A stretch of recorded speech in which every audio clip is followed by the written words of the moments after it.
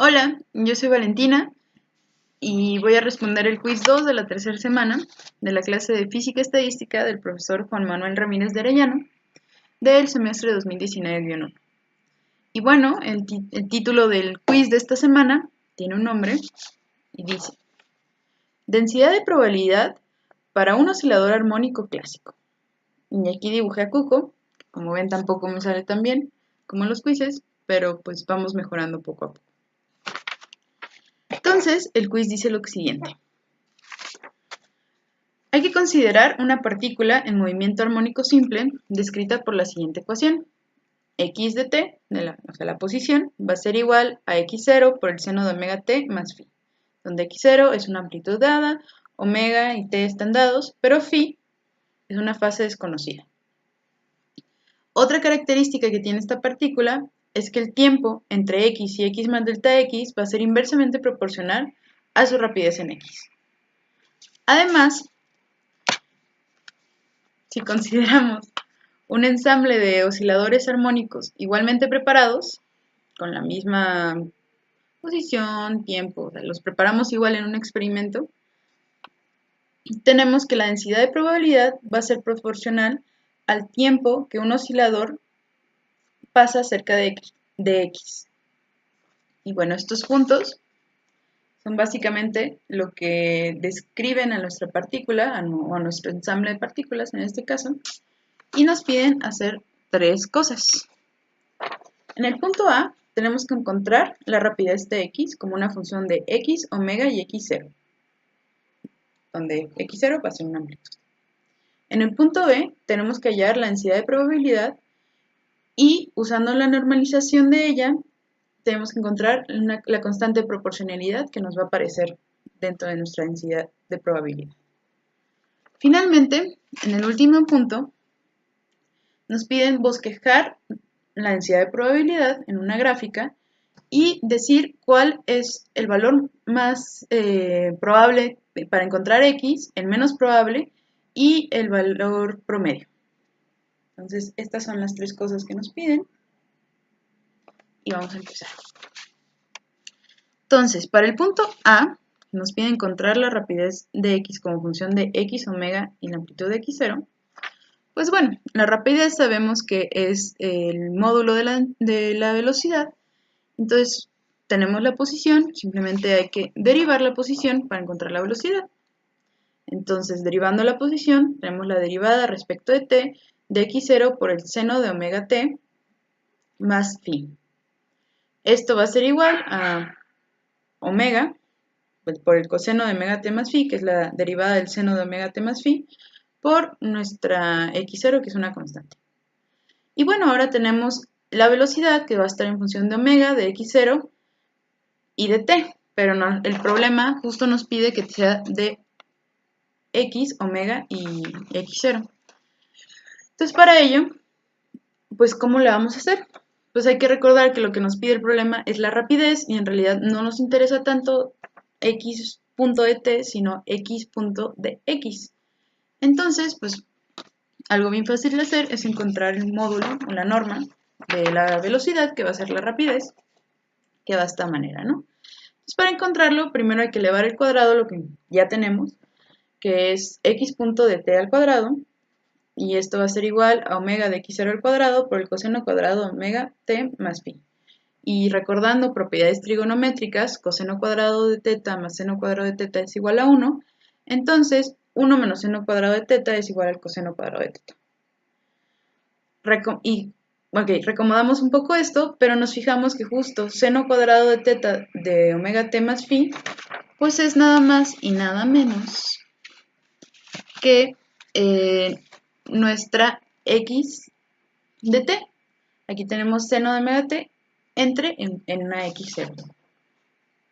Entonces, pues lo reescribimos de esta manera como una x cuadrada de t por x0 cuadrado, y esta es la ecuación que tenemos, ¿no?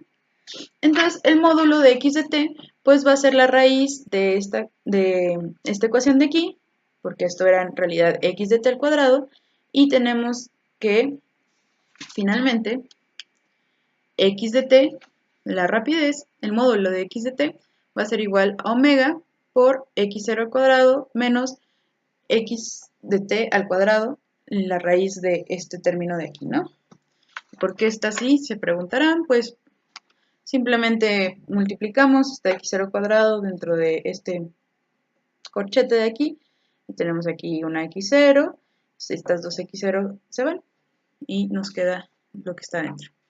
Aquí, si se fijan muy bien, me faltó un cuadrado, que ahorita le voy a poner, pero sí. O sea, tenemos una x0 de t cuadrada entre x0 cuadrado. Entra la raíz como un cuadrado, todo bien. Bueno, entonces, la respuesta de A es la siguiente.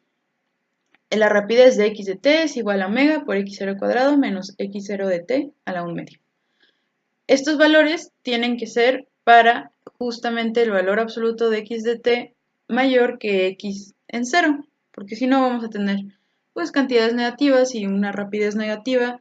En este sentido no tiene, o sea, en este caso no tiene sentido porque pues, justamente solo nos interesa el valor positivo real. No es un vector, no tiene dirección, entonces necesitamos pues que esto sea mayor que 0, ¿no? Muy bien. Continuamos. Entonces, para el punto B, nos piden hallar la densidad de probabilidad y usar la normalización para encontrar la constante de proporcionalidad. Entonces, si recuerdan, uno de los puntos que tenemos es que el tiempo entre x y x más delta x va a ser inversamente proporcional a su rapidez en x, ¿no? Entonces, bueno, pues nos acordamos que el tiempo es igual a la distancia entre la velocidad y pues más o menos ya conocemos la velocidad, conocemos la rapidez. Entonces, si la densidad de probabilidad, de hecho, perdón, en realidad lo que nos importa es esto. La densidad de probabilidad va a ser proporcional al tiempo y el tiempo es proporcional a la rapidez en x. Entonces, juntando estos dos, vamos a tener entonces que la densidad de probabilidad va a ser proporcional al tiempo, y el tiempo es proporcional a 1 entre el, bueno, a la velocidad que tenemos aquí, por esta ecuación de acá. Entonces la densidad de proporcionalidad, perdón, la densidad de probabilidad va a ser proporcional a una constante c que desconocemos por 1 entre la velocidad, que ya en el ejercicio A ya habíamos encontrado, que era la raíz de x0 cuadrada más x de t al cuadrado. Y esto tiene que ser para x mayor que x0. Mayor y igual. Bueno, no, en este caso es justamente mayor, porque si no aquí nos sale 0 y se va infinito, entonces tiene que ser mayor. Y bueno, pues si esta es nuestra ρ de x, lo que sigue es encontrar cuánto vale esa c que está ahí. Esa constante c es la constante de normalización, ¿no? Entonces vamos a normalizar ρ de x, que ya más o menos sabemos cómo va. Entonces, para normalizarlo, pues vamos a integrar de menos infinito a infinito de ρ de x, y esto tiene que ser igual a 1. De esta manera ya está normalizado, ¿no? Entonces, sustituyendo ρ de x con la ecuación que tenemos aquí, tenemos que esto va a ser la integral de menos infinito a infinito de c de x0 cuadrado menos x de t a la menos 1 medio sobre la raíz. Y pues c es constante, lo sacamos de la integral. Esta es la integral de menos infinito a infinito. Vamos a reordenar un poco aquí dentro, vamos a factorizar esta x0 cuadrada aquí. Entonces, digamos, aquí tenemos una x0 cuadrada, la sacamos de la raíz. Aquí tenemos que dividir entre x0 cuadrada. Esto lo podemos sacar completamente de la raíz acá. Tenemos 1 entre la raíz de 1 menos x entre x0, todo esto al cuadrado de x. Seguimos. Y antes de continuar, nos fijamos en una cosa. En esta función de aquí. Y recuerden, en el video pasado también mencioné un poco sobre cómo podemos ahorrarnos hacer estas integrales de menos infinito a infinito, están medio raras, considerando la definición de función par. Entonces recuerden, una función es una función par si f en x es igual a f de menos x. En este caso, f en x va a ser igual a 1 entre x0 de 1 entre la raíz de 1 menos x entre x0 al cuadrado. F de x, aquí está la x. Y esto va a ser igual, como estamos elevando x al cuadrado, es igual que si tuviéramos a una menos x al cuadrado, porque menos x al cuadrado es igual a x al cuadrado. Pero tener una menos x aquí, esta es una f de menos x. Por lo tanto, f de x es igual a f de menos x, y justamente lo que tenemos aquí adentro del integrando es una función par. Entonces, como es una función par, podemos cambiar los límites de integración, y en lugar de que vayan de menos infinito a infinito, pueden ir de 0 a infinito, mientras pongamos que es 2 veces esto. Entonces, esta es la integral que tenemos aquí. Reordenamos un poquito, aquí tenemos un 1 entre x anteriormente, lo subimos acá, ponemos una de x, porque vamos a hacer ahora un cambio de variable. Entonces, esta es la integral que tenemos. Ahora, antes también tenemos que fijarnos en los límites de integración. Estamos integrando de 0 a infinito. Otra manera de llegar a 0 a infinito es si aquí estamos dividiendo entre x, 1 menos x entre x0 al cuadrado. Si x es igual a x0, esto de aquí se vuelve 0 y esto se nos va a infinito. Entonces, en lugar de poner infinito, vamos a poner la integral de 0 a x0, que es lo mismo al final de cuentas. Y tenemos esto de aquí, ¿no? Entonces ahora vamos a hacer un cambio de variable para poder integrarlo. Vamos a decir que u sea x entre x0, que es lo que tenemos aquí elevado al cuadrado. Du va a ser igual a dx entre dx0, que justo es lo que tenemos aquí arriba. Y vamos a cambiar los límites de integración. Cuando x tienda a 0, u va a tender a 0. ¿Por qué? Porque pues, esto es 0 entre x0. Cuando x tienda a x0, u va a tender a 1. Entonces, la integral nos queda como 2c de la integral de 0 a 1 de u por la raíz de 1 menos u cuadrada. Esto se ve un poco más razonable, pero de todas formas vamos a hacer otro cambio de variable. Ahora queremos que u sea igual al coseno de teta. Entonces de u, la derivada de coseno es menos seno de teta. Y si u es igual a 0, en los límites de integración, entonces teta tiene que ser igual a pi medios. ¿Por qué? Porque el coseno de pi medios es igual a 0.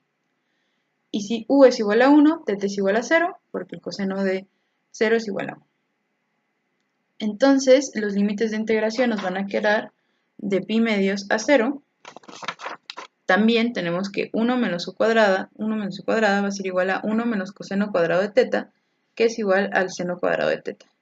Entonces, casi no se ve, pero tenemos la integral de pi medios a 0 de menos, por el menos de aquí, seno de teta de u, entre la raíz del seno cuadrado de teta. ¿Ok? Y afuera tenemos el 12. Y bueno, esto lo podemos ver así, como 12 de la integral de 0 a pi medios, porque como tenemos un menos aquí en el seno de teta, si lo sacamos de la integral, pues los límites de integración se voltean. Entonces en lugar de integral de pi medios a 0, un poco extraño, podemos integral de 0 a pi medios del seno de teta entre el seno de teta, porque era seno de teta cuadrado, la raíz de todo eso, de teta, ¿no? Y esto, pues, se hace 1, y solamente tenemos que integrar de 0 a pi medios de teta. Entonces tenemos que esto es igual a 2c, la integral de teta es teta, evaluado entre los límites de integración de 0 y pi medios. Pues aquí evaluamos y nos queda 2c pi medios. El 2 se va con el 2. Y finalmente lo que tenemos es que la integral de menos infinito a infinito de rho de x va a ser igual a pi por c, o a c pi. Y como estamos normalizando, sabemos que esto tiene que ser igual a 1, entonces eso implica que la constante de normalización c va a ser igual a 1 entre pi. Entonces, regresando a lo que teníamos que era nuestra densidad de probabilidad, sabíamos que era proporcional a una constante c por 1 entre la raíz cuadrada de x0 al cuadrado menos x de t al cuadrado, pues la densidad de probabilidad, ya conocemos c, va a quedar como 1 entre pi por x0 al cuadrado menos x de t, esto también va al cuadrado, a la 1/2, raíz de todo eso. Esto tiene que ser para el valor absoluto de x mayor que x0, para que aquí esto no sea negativo, nos queden cosas positivas, bonitas, como queremos. Y bueno, pues esto básicamente es una disculpa. Así, x de x0 por la raíz de 1 menos x entre x0 al cuadrado a la menos 1/2 todo esto, porque estamos dividiendo en realidad. Y observamos que rho de x es igual a 0 para cuando tenemos esto, cuando se nos daría, digamos, negativo, en lugar de tener números imaginarios, lo vamos a hacer 0, la densidad de probabilidad, y ya tenemos cosas todas reales, ¿no? Entonces, bueno, ya acabamos el punto B. Finalmente nos piden dar un bosquejo de nuestra densidad de probabilidad, que ya tenemos aquí, que es esta de acá arriba. Veamos esta mejor porque la de abajo quedó muy fea. Y bueno, entonces, ¿cómo la hacemos, no? Pues nos fijamos, nos podemos fijar en los puntos interesantes para poder ir bosquejándola. Ya sabemos que cuando, o sea, para empezar, si aquí x de t es igual a 0, esto nos va a quedar como una constante, entonces la podemos marcar en una gráfica. Y tenemos unos límites interesantes. Cuando x es igual a x0, esto tiende a ser infinito. Entonces, pues bueno, básicamente vamos a tener aquí, cuando x es igual a 0, esto va a ser rho de x, y esto va a ser x, rho de x y x, cuando x es igual a 0, tenemos aquí 1 entre pi de x0, cuando x vale menos x0 y x0, esto se va hacia infinito. Y pues si nos fijamos un poco en cómo está rho de x0, pues tenemos algo así como un x0 al cuadrado, que se alcanza a ver ahí. Entonces podemos pensar que esto más bien pues es una parábola, más o menos, que se tiende hacia infinito. Lo tenemos aquí. Aquí se va hacia infinito entre x0 y menos x0 y x0. Entonces, pues así simplemente con bosquejar la densidad de probabilidad, observamos que pues el valor más esperado de x se va a dar justamente en estos dos valores de aquí, cuando x es igual a menos x0 y más x0, que tiende a infinito. ¿Por qué? Pues porque es cuando más vale la densidad de probabilidad, justo en estos límites cuando tiende a infinito. Entonces decimos que ese es el valor más probable. ¿Cuál es el valor menos probable? Pues va a ser el punto más chico del bosquejo de nuestra densidad de probabilidad, que justo es este de aquí. Este es el mínimo de la función. No lo voy a probar, pero pues se ve que es este número de aquí, que es cuando x es igual a 0, nos da 1 entre pi x0. Entonces, el valor menos probable que va a obtener x va a ser cuando x valga 0. Y finalmente, el valor promedio, pues vemos por simetría que más o menos va a ser cuando x es igual a 0, simplemente por observar la gráfica, ¿no? Esto también se puede hacer de forma analítica con funciones, pero yo creo que pues simplemente con ver más o menos cómo es el comportamiento de la densidad de probabilidad podemos tener una idea muy general de cómo se va a comportar x, cuál va a ser el valor más probable, el valor menos probable, etcétera, ¿no?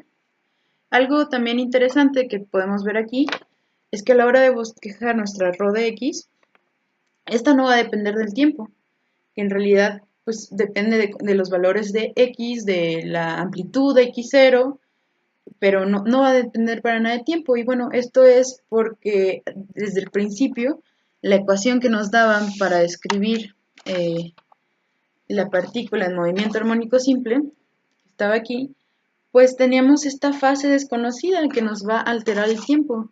Y de esta manera, al observarla simplemente con una función de x, pues no tenemos que preocuparnos para nada. Y pues bueno, ese fue el quiz 2. Espero lo hayan entendido, les haya gustado. Si tienen alguna duda, no duden en escribir un comentario. Esta vez se nos acabaron los plumones, entonces pues se acabó un poco la tinta, pero creo que se ve bastante bien. Y bueno, pues nos vemos próximamente.